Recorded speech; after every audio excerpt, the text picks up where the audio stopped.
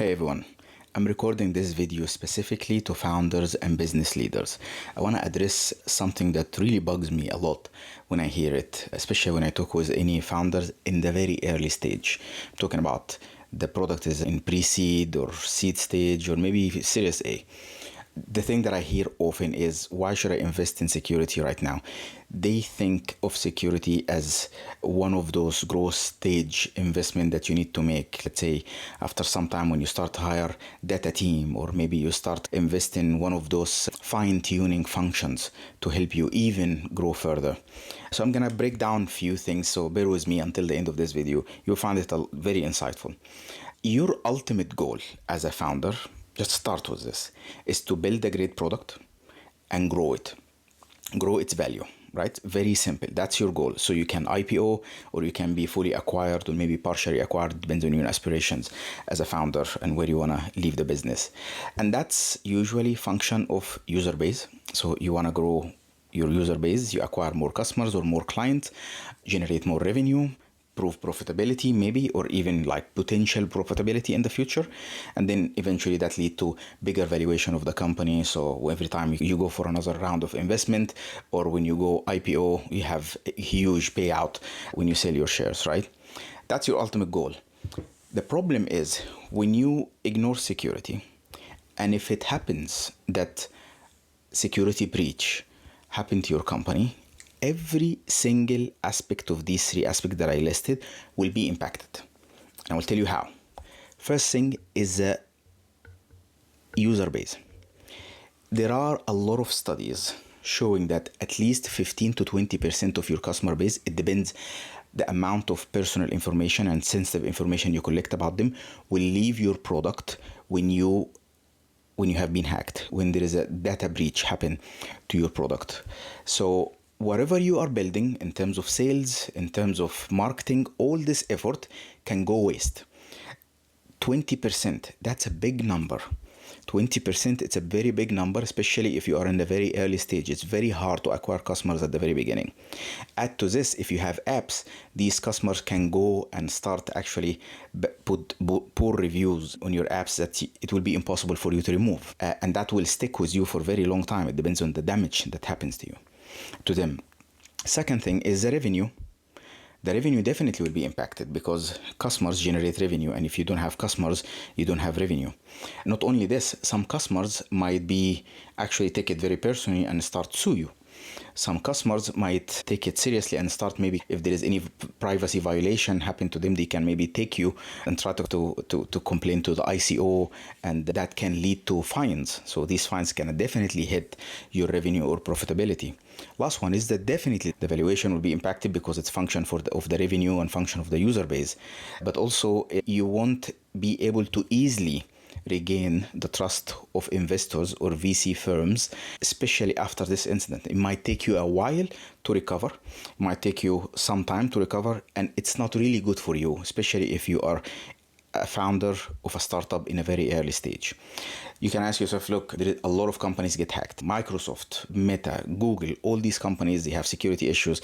Yeah, but they have the resources to recover. And a lot of them actually are probably the only big player in the market, which I assume this is not the case really with you. So everything you do, everything you invest to grow the business, one cyber breach can take all of this down and hit you hard, and it will be hard for you to recover. And a lot of businesses actually do not recover from a cyber breach. Let's go to the next point I want to talk about, which is, okay, what is the likelihood of me being hacked? And this is a very important point to discuss, because the biggest issue that is really pains me when I see is people think just because it didn't happen to me in the past, it's not going to happen to me in the future. Because I haven't been hacked in the past, my product is secure. No, not really, not necessarily. It could be, but in 99% of the cases is because you haven't got the bad attention yet. So that takes us to this point, which is very important for you to understand. What is the likelihood of cyber breach for you, or cyber attack for me? The first thing is the popularity. The popularity of your brand, the popularity of your company, locally, globally, wherever you're operating. And multiply this by the vulnerabilities, how vulnerable your product is, how many loopholes, how many backdoors your developers did not know that they exist in the system, or they know they exist in the system but they haven't fixed. And also multiplied by the resources of the hacker. Let's break this down one by one. One is the popularity. Your mission as a founder or a business leader is to bring a lot of press coverage for your business. You go do talks, you go participate in summits, in competitions, right? And all of this get you attention. All of this can actually lead to more eyes on your product. And not all the eyes are beautiful eyes. Not all the eyes are good eyes. A lot of them are bad eyes. A lot of them are bad eyes and waiting for the right opportunity to attack. And they know very well, as much as I know, and probably you know by now, that startups don't invest in security much. So the better job you do in talking about your company and making it popular and the brand, the better job your marketing team and sales team do and your PR team do in getting coverage in the press, the highly likely you will be attacked. And that takes us to, okay, what does a successful attack here need? It needs a vulnerability. So your product need to be vulnerable. But it's inevitable. Your product, at least 40% of it, if not more, is multiple open source libraries and components and frameworks that your developer decided to put together to build your product on the top of them. And all of them, from every now and then, there is a vulnerability, becomes public, and the ways to exploit it becomes even like public in Google for everybody to know. So to find vulnerabilities in your system, should not be a surprise. They definitely, but the question is like, how many vulnerabilities are in your system, in your cloud infrastructure, your applications, either native or web? But then multiplied by the resources. This is the resources of the attacker, because at the end of the day, attackers, they try to maximize the ROI. Right? They have time, they have resources. Unless they are APT is basically dedicated, nation-state funded group of hackers that determined to go through your systems. I don't think that will be the case with you. You have hackers who have resources, have time. And this hacker will not spend the infinite amount of time on your product to hack it. They will try different techniques. They will try to do something called reconnaissance, try to understand and play around and probe your system a little bit and see how it will respond. But if they found that you have some investment in the security materialized in maybe some, I don't want to get too technical, but basically security controls to block their attempts or maybe to respond to their attempts and technical requests in a way that indicate that there are security investment in place, they probably give up at some point and leave. And they move to the next target, because at the end of the day, they also need to put food on the table. And these people, they will not spend infinite amount of time on you. They will try maybe 1 week, 2 weeks, best case scenario. And if you think, no, it's very difficult, move to the next one. So your goal here is not to decrease the popularity. No, you cannot do this. You have to continue increase the popularity and get more attention on your brand. Your goal here is to decrease these two, the vulnerabilities and the resources, increase the resources that it takes for a hacker to be successful. And to decrease the vulnerabilities here, you need to invest in security, invest in identifying them. And once you identify them, you invest in fixing them promptly. When it's come to the resources here, you try to put security controls in place as much as you can to a level that makes it very hard for any hacker, and it requires a lot of resources to actually penetrate your system. Hence, they start to give up. So that's the equation that you need to be aware of. All right, maybe you might ask yourself, but why hackers might want to hack my company or my product? So many reasons. I'm just going to list maybe the top 3 relevant ones. First one, and the most known, is financial gains. They get into your system, they take screenshots, they email you, hey, I've got into your system, I can leak the data, or you pay me this amount of Bitcoin. Or they can sometimes even encrypt the data, that's called ransomware. And then they tell you, hey, if you want the key to decrypt them, that's what you need to pay me. So that's the most common one.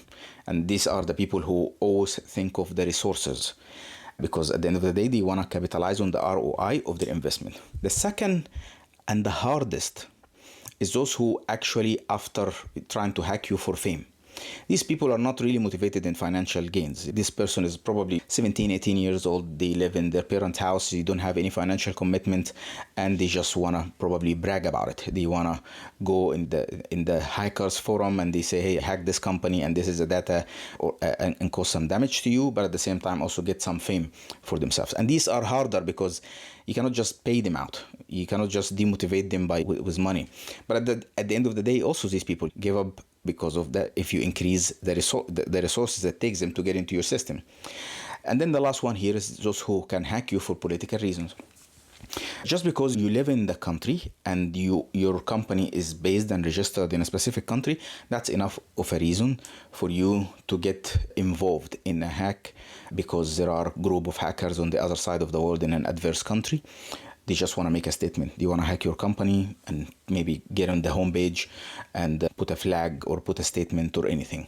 And that's something you cannot control because it's the government. Is basically based on their actions and how adverse they become and how much they are involved in global tension. And I made a whole research about it during my master's. You can find the full article on my LinkedIn and my website. So there are many reasons, and there are more we can list down forever. But these ones, just to answer your question, why would they want to hack me? Because of this. And some people actually, they also have different goals when it comes to the financial gains. Not everybody is going after 100 Bitcoin. Some beginners, hacker beginners, they say, you know what, I'm going to go after this company. If I can get from them $5,000, I'm sorted. So there are people also are tiers and have different aspirations. It's a whole different world, similar to what in life, but this is an underground criminal world. So what you should do, that's here what we should do. First thing is, if you can, you should hire full-time security generalist. Start with generalist, somebody who know a little bit about everything. They will not be good in everything, but at least they will make sure that everything has an element of security. Your endpoint, your laptops have an element of security. Maybe there is antivirus running. Your security configuration, maybe for the corporate mail and Slack and two-factor authentication is enabled. Maybe there is some static scanners running on your code. They hire pen testers from time to time. So this one person can be very helpful for you and maybe make sure security is not an afterthought and security is not forgotten completely. That's one. What is a good budget to spend? 5 to 10% of your tech team investment is a good number to start with. In a medium-sized company above, it's 10%. But assume you are in an early stage and you want to be lean, 5%. See how much you pay for everybody you have in your tech organization, starting from your CTO until the most junior developer. Budget this, 5% of it, you should allocate it to somebody full-time. If you can't, go for part-time. Part-time is better than nothing. There are a lot of people who do part-time work for companies and multiple companies at the same time, and they can definitely add a lot of values for you.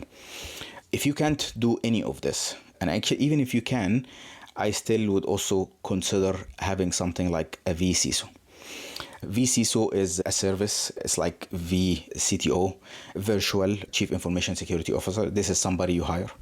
Can be your subject matter expert when it's come to security, be your partner for security, re-look at your maybe investment pitch when you go into investors, assess your company security posture and give you some guidelines and roadmap. They won't come and do the work themselves, but they will set up for you a roadmap and guidance on what your team should do, your engineers, your technical team, your product team, and where you are right now in terms of security, and maybe help you with the hiring as well. If this is something that you think you might be interested in, message me on LinkedIn. This is something I do help startups and founders with, and I can definitely help you with.